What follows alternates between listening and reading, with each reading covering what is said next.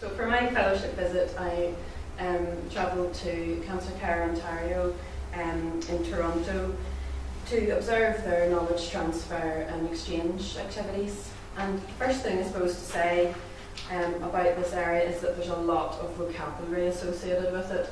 And all these terms do mean something a little bit different, but trying to wade through it, that's exactly how I felt.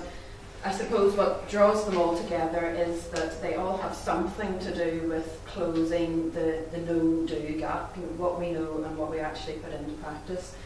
For any purists, I did find this reference, which actually sort of teases out all the differences in all those different terms. The World Health Organization defines knowledge translation as the synthesis, exchange and application of knowledge by relevant stakeholders to accelerate the benefits of global and local innovation in strengthening health systems and improving people's health. So it's a very broad definition, and it does incorporate a vast array of activities, including right from the generation of that evidence and through, for example, research activities, to synthesis of it, interpretation and dissemination through lots of different means. And it also includes lots of different types of evidence, so it's not just research evidence, it's other types of knowledge, it's practices and policies and organisational structures and so on. It is important because the US and researchers from the Netherlands have done some reviews on this type, and they've estimated that between 30 and 45% of patients are not receiving care according to scientific evidence, and 20 to 25% of care is provided provided is unnecessary or potentially harmful, and also that it's estimated that cancer outcomes could be improved by 30% by application of what is currently known. So by actually putting into practice the things that we already know, we can achieve real differences rather than further investment in more research is obviously also important. But the problem is that the papers are in the filing cabinets, they're online, they're on people's desks, the best practice guidance and so on and so forth, and it doesn't, it's not self-executing. It actually takes a lot of effort to get from that stage into practice. So there is now a recognition of that, and there are now journals dedicated to implementation of evidence. There's funding schemes now to look at knowledge translation and putting research into practice, and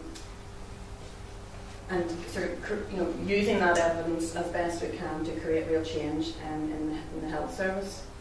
And it's partly because researchers and clinicians live in very different worlds, and it's not very often that they meet. So there is more of a now an impetus on the researcher to have impact. So the ref in the university system now includes an assessment of how you actually impact on the community, on practice and so on and so forth.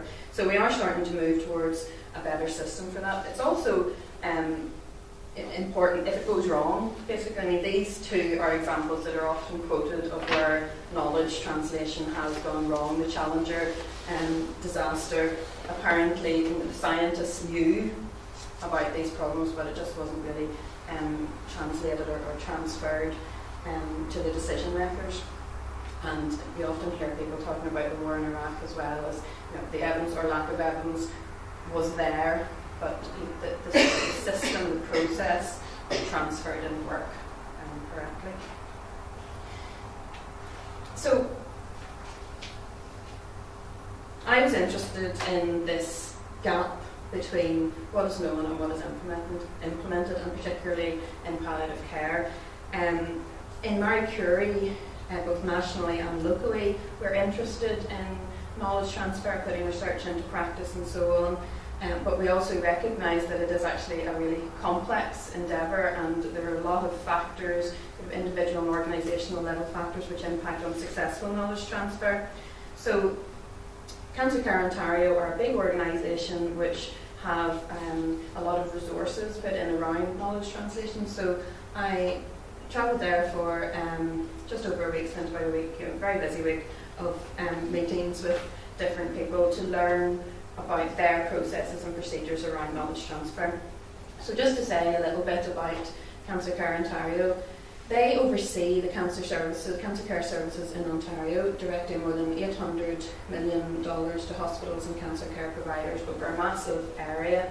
They're responsible for the development and monitoring, reporting of progress on their Ontario Cancer Plan, and they ensure that the 14 regions within Ontario put provincial cancer standards into practice at the point of care. So it is a very top-down structure, but they are responsible for making sure that those policies and procedures and things which are developed are disseminated widely.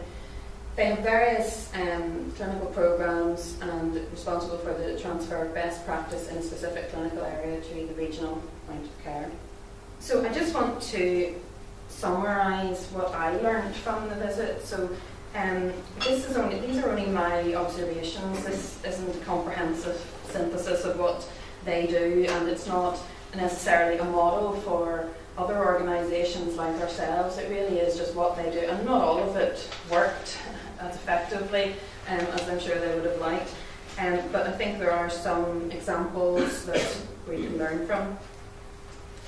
And I'm going to use one of their clinical programs was this interactive symptom assessment and collection program. So I'm going to use this program as an example. So this was a program that was developed and then was sort of disseminated throughout Ontario, and it was a major task to do this.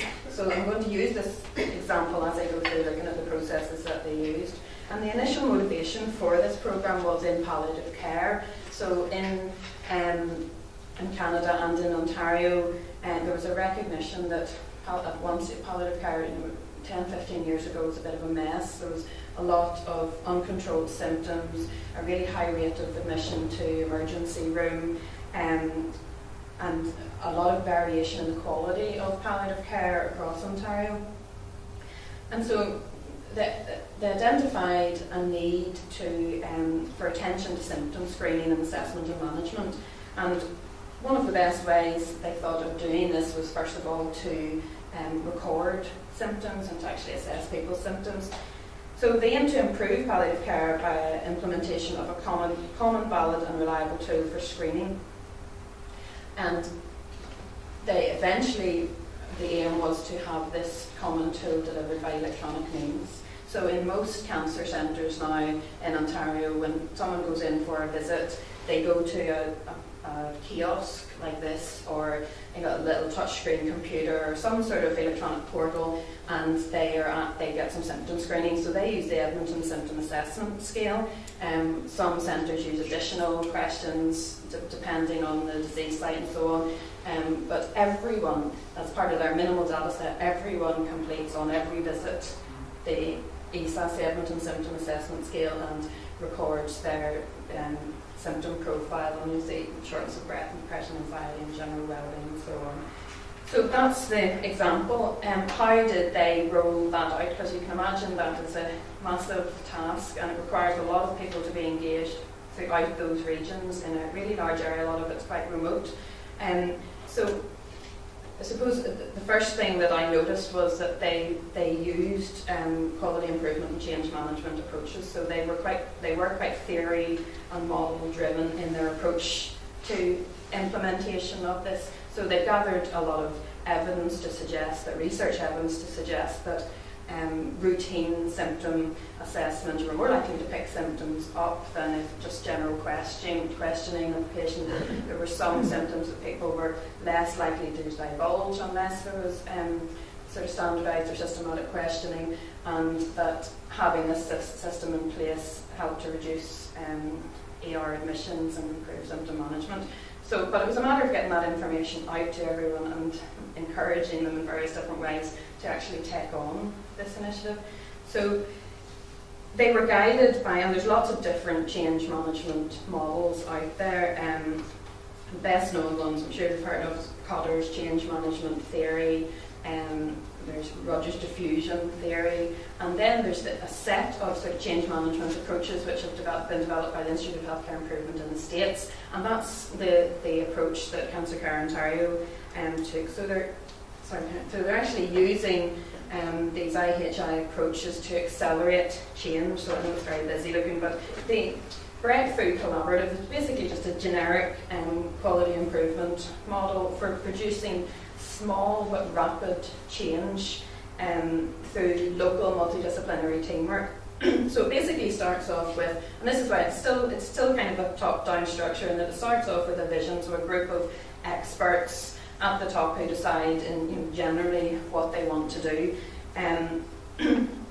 There's some initial development of ideas and planning, and then they engage in some pre-work.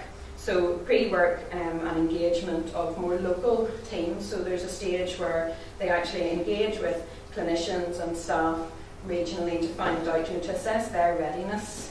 This is a symptom assessment program. Teams may already, may already be using a different system, a different tool. They may not see the necessity for a tool. There are lots of things to assess in terms of, are people actually ready to take on board this new initiative. They assess training needs. Do people need training in terms of administering sort of these patient-reported outcome assessment tools and scoring them and interpreting the data and things like that?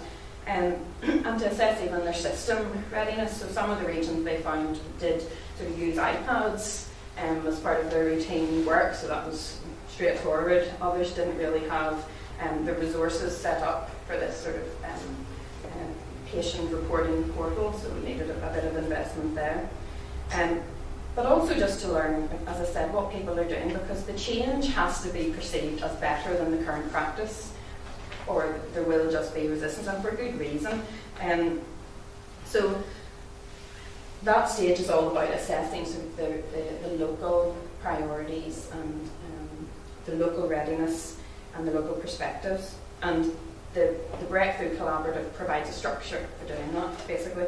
So then you go into these cycles of what's called Plan, Do, Study, Act, and you alternate sort of learning sessions with these action sessions. So learning sessions, the initial learning session is where the team of experts along with local champions who have already got on board will present the vision.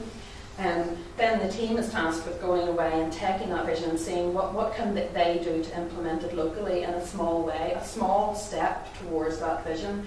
But they're given the autonomy to make some changes. So, for example, they could choose to do a pencil and paper test, not necessarily electronic. They can choose where to have their electronic portal, how to implement it, at what point in the visit do they ask people to do it, who asks people to do it. Some have like a team of volunteers who man these stations. So there's a lot of local contextual things that the local team are given autonomy to change. They come back then basically and review that progress, review any problems they had, feed that back to the team. Further learning might be identified as a result of that. They might, teams needed some training on sort of the principles of patient-reported outcomes, that they should be patient-reported rather than clinician-reported and things like that, and that sort of assessment of minimally important, clinically important differences in these symptoms and so on. So they alternate these learning sessions with the action sessions, and this goes on, and it's meant to take between 6 months and about 15 months before you have a real change. And as part of this process, there's also a continual assessment of the impact of that change, and that's really important. You have to collect data through this process. The key to it is really collecting data on the change, so that people who are involved with this change can actually see the impact of their efforts. Otherwise, why bother? And the local teams were getting a lot of support from the provincial team in doing that. So maybe in terms of collecting data and summarising it and disseminating it in sort of user-friendly ways. Okay, so those alternating cycles, other types of support, coaching and phone conferences and visits and so on, and then disseminating those findings and trying to hold those gains, so trying to incorporate them into the clinical process, so we actually keep them as a central part. So, I'm not going to spend long on this, but so this Plan, Do, Study, Act, I'm sure a lot of you are familiar with it, but it's based on these 3 questions, actually tying down what are we trying to accomplish? How will we know that a change is an improvement? And what change can we make that will result in improvement? And a lot of clinical teams wouldn't have been familiar with this process, or even this type of structured process to making a clinical change. So they were given training on the Boundary Study Act cycle, and the idea was to generate numeric information to assess these things, and then, as I say, run with that and measure the impact if there is one. So the model isn't really meant to change existing change management programs, it's just meant to accelerate it a little bit. And so as part of this cycle, basically there's three things that I observed that they seem to do a lot of, was educate, evidence and electronics. These things were central to their education about symptom assessment and the importance of symptom assessment, that they educated relevant staff about the high prevalence of symptoms, which obviously aware of, but also that there is evidence there to say that symptoms are underreported sometimes in the patient-clinician consultation. So there's the problem. They've identified a problem. Do clinical teams see that problem? Can they relate to it?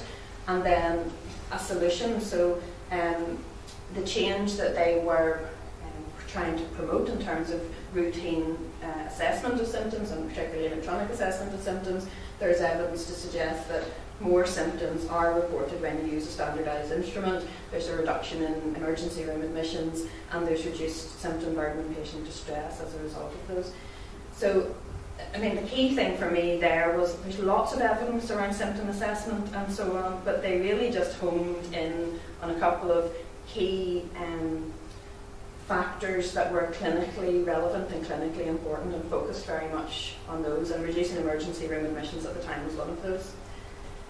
So they also very much listened to the teams, and they obviously had challenges, so they were worried about things like, will using this electronic symptom assessment impact on the consultation time? So then the provincial team would have gone away and gathered some evidence, or tried to generate that evidence themselves about the impact of using this assessment tool on consultation time, and came back with that evidence and presented to so for example, they found that there was a negligible increase in consultation time, but what it actually helped to do was focus the consultation more.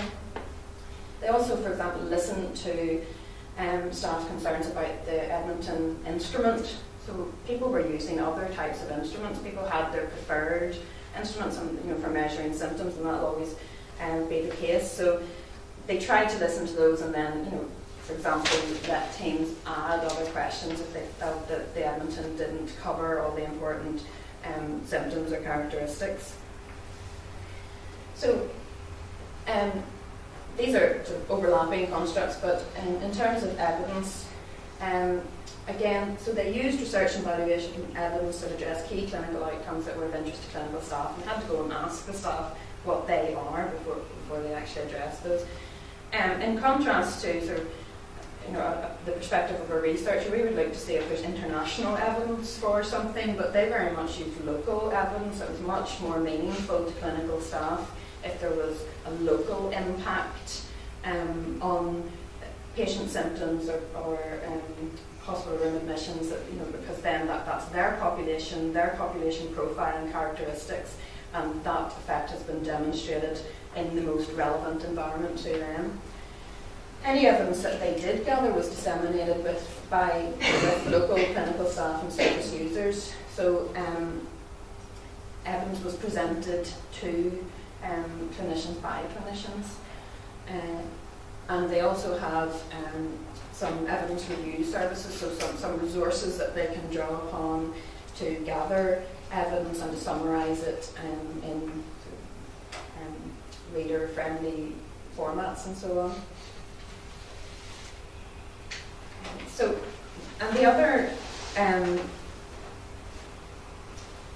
domain that they used was electronics. So they did try to capitalise on electronic solutions where possible.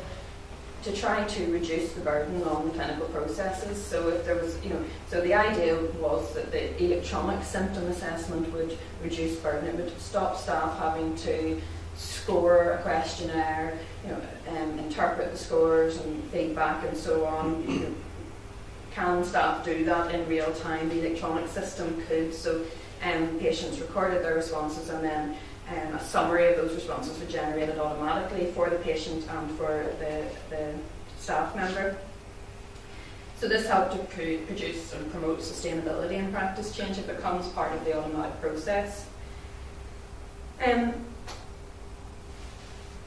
It also reduces risk of errors in scoring and administration, that's obvious, and they were also able to build in some smart programming. So there's a potential advantages here in using an electronic system like this to say, well, for example, if someone scores an 8 or some sort of cutoff on anxiety, then automatically it will generate an email to alert someone or some, whatever is relevant to the clinical team, to kind of remove some sort of burden on or middleman that can be removed. And there's lots of different types of smart programming you can use. Other centres in America who use this type of programming actually use it to identify staff in research trials, patients in research trials. So a patient might come in to do their routine symptom assessment, but the computer says, "Well, you're in this research and it's time. Time 2. You need to fill out this questionnaire. You need to do that, or get this blood test." And they automate the processes there as well. So it can be used for lots of things. It's also used to aggregate and pool data. So you've got all this information and you can evaluate outcomes. So you don't then have to think about the certain audits or service evaluation. If symptom assessment or management or whatever are the outcomes, then you've got this information sitting there and it's being collected all the time. So it does provide a lot of opportunities for assessing the evaluation of different programs that are implemented and so on. It can identify patient needs, so you can incorporate it, so you can look at your patient profile and say, well, everyone, our patients seem to be having bother with anxiety. Maybe we need to look at our social services or whatever. And you can identify that need over time and how it changes after you put that new service in and so on. Feedback of that obviously to the clinical teams and any relevant institutional committees, and talk about that afterwards. And also help it by using these databases and pulling the data together. You can anchor the practice and performance metrics. So that may or may not be attractive, but that's what CCO use it for. So they then have a big database. Every region has information, has data collected, what percentage of patients are screened, what's the profile of those patients, and so on and so forth. And you can see that at a provincial level, regional level, right down to the individual clinician level.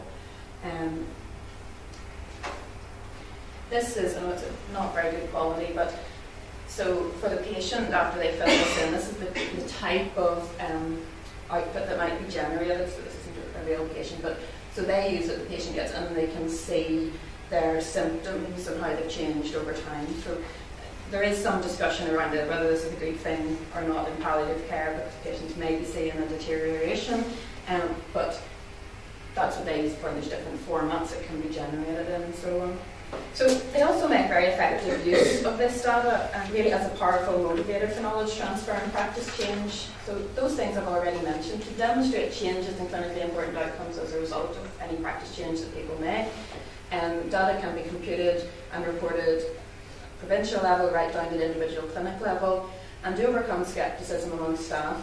So when you're trying to present a change to people and you're presenting the evidence is never that clear cut. There are always nuances in research that that someone can say, but their profile of patients is different from ours, and so on. If you have the data from your own team, it's much more convincing in that way. So they can also use it to make regional and international comparisons and against provincial or national quality standards. And that's what they do. So Cancer Care Ontario are also governed by a body called the Cancer Quality Council of Ontario. And Karen, if you would just click on the link. So they actually collect all this information and assimilate it and then produce, they have a website, a publicly available website, where you can go in and you can look at all the different regions, and it's coming eventually, and you can see symptom profiles and different practices. So this is the website, but we'll just skip that. See if you just click on figure 1, for example. So that's the percentage of cancer patients who are screened at least once a month by regional cancer centre. There's all the regional cancer centres across the bottom.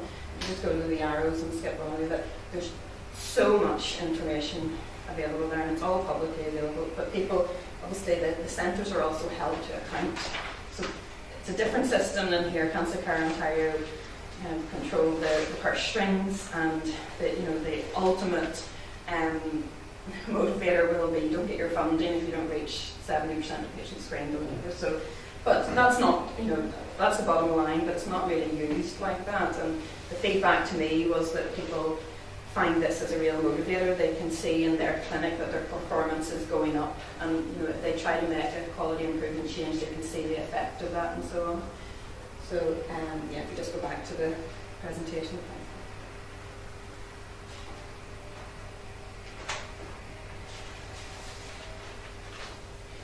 So, the last key characteristic that I observed was engagement with clinical staff. So, all these change management models, including the IHI models, stress the importance of engaging and enabling and preparing people, identifying and anticipating barriers, and trying to create solutions along with those people who are going to be using the solutions. Some changes like this one, where they were implementing this assessment system, are really significant, and if they're not wanted by the staff, they will not be successful, and it's just going to be resistance encountered. So they have tried to involve staff who are at the front line in the process from the beginning, or almost the beginning, and just to show them how this change will actually support their work, and to build it into something that will support their work. So they have this structure of provincial and regional clinical programme leads who lead and direct the knowledge transfer activities, and they are people who are still working in the region, so they're a credible source. They're not kind of an academic or someone who doesn't understand their priorities. They're the link between Cancer Care Ontario and the local staff. They try to identify people with a real profile in an area, so someone who's very well respected, a thought leader in the area to do this. They also provide funding to help teams do this, called the Improvement Initiative, so buy out time for staff and so on, and they provide a lot of administrative support and data analysis and IT support as well. The clinical leads continue to practice in their area, in their geographic and specialist area, and they also provide IHI Open School membership for key staff. So key staff who are leading change get training in change management through the Institute of Healthcare Improvement. And I suppose something that we all try to do as well is that any results generated from these QI initiatives are co-authored by clinicians and in mainstream journals, again, just to demonstrate the credibility of their results and the publications. So, in summary, in Cancer Care Ontario, as I observed it, their knowledge transfer and exchange approaches are theory and evidence and model driven. Data is central in demonstrating clinical need and demonstrating improvement in motivating change and sustaining that change. The structure that they have is largely top down, but they do try to incorporate all this clinical buy-in. And before I finish, I'd just like to say a big thank you to Karen and Michael, who really helped we set up the visit, and I also did have a lot of help from people in Cancer Care Ontario and other sites that I visited. I can't put them all up there, but they were the key folk that we worked with. And there are some resources, so if you're interested in knowledge transfer, well, first of all, the full report is on the website, but the IHI do have improvement resources which are free to all, and this KTE toolkit is from a Canadian organisation, and they have a wealth of information about change management and KTE, anything you could really want, and that's just the website of the Cancer Equality Council of Ontario. You might be interested in that. So that's it.